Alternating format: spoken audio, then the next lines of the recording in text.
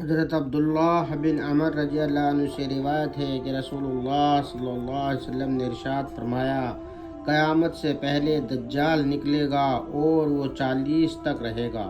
اس حدیث کو روایت کرنے والے صحابی حضرت عبداللہ بن عمر رضی اللہ تعالیٰ عنہ فرماتے ہیں کہ میں نہیں جانتا کہ رسول اللہ صلی اللہ علیہ وسلم کا مطلب 40 سے 40 دن تھے یا 40 مہینے یا 40 سال۔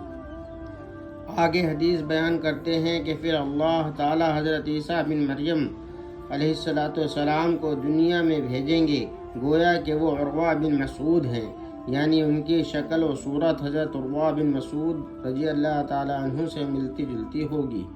وہ دجال کو تلاش کریں گے اور اس کا تعقب پیچھا کریں گے اور اس کو پکڑ کر اس کا خاتمہ کر دیں گے۔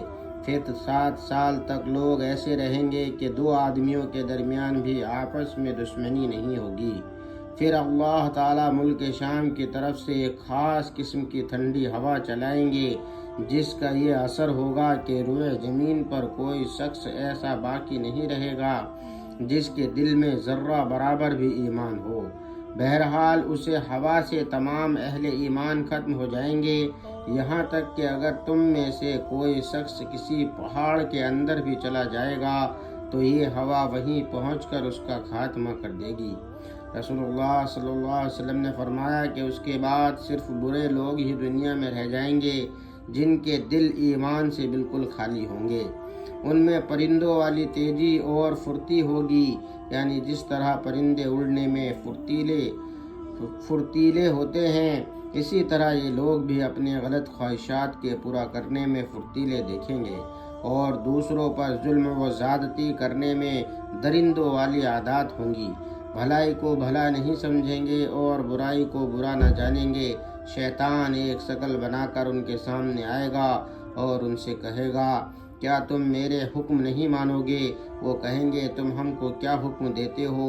یعنی جو تم کہو گے وہ ہم کریں گے۔ تو شیطان ان کے بتوں کی پرستش کا حکم دے گا اور وہ اس کی تعمیل کریں گے، اور اس وقت ان پر روزی کی فراوانی ہوگی اور ان کی زندگی بظاہر بڑی اچھی عیش و نشاط والی ہوگی۔ پھر سور پھونکا جائے گا، جو کوئی اس سور کی آواز کو سنے گا اس آواز کی دہشت اور خوف کی وجہ سے بے ہوش ہو جائے گا، اور اس کی وجہ سے اس کا سر جسم پر سیدھا قائم نہ رہ سکے گا، بلکہ اس کی گردن ادھر ادھر ڈھلک جائے گی۔ سب سے پہلے جو شخص سور کی آواز سنے گا اور جس پر سب سے پہلے اس کا اثر پڑے گا، وہ ایک آدمی ہوگا جو اپنے اونٹ کے حوض کو مٹی سے درست کر رہا ہوگا۔ وہ بے ہوش ہو کر بے جان ہو کر گر جائے گا، یعنی مر جائے گا، اور دوسرے سب لوگ بھی اسی طرح بے جان ہو کر گر جائیں گے۔ پھر اللہ تعالیٰ ہلکی سی بارش برسائیں گے، ایسی جیسے کہ شبنم۔ اس کے اثر سے انسانوں کے جسموں میں جان پڑ جائے گی۔ پھر دوسری مرتبہ سور پھونکا جائے گا تو ایک دم سب کے سب کھڑے ہو جائیں گے اور چاروں طرف دیکھنے لگیں گے۔ پھر کہا جائے گا کہ لوگوں اپنے رب کی طرف چلو، اور فرشتوں کو حکم ہوگا کہ انہیں حساب کے میدان میں کھڑا کرو، کیونکہ ان سے پوچھ گچھ ہوگی اور ان کے اعمال کا حساب کتاب ہوگا۔ پھر حکم ہوگا کہ ان میں سے دوزخیوں کے گروہ کو نکالو۔ عرض کیا جائے گا کہ کتنے میں سے کتنے؟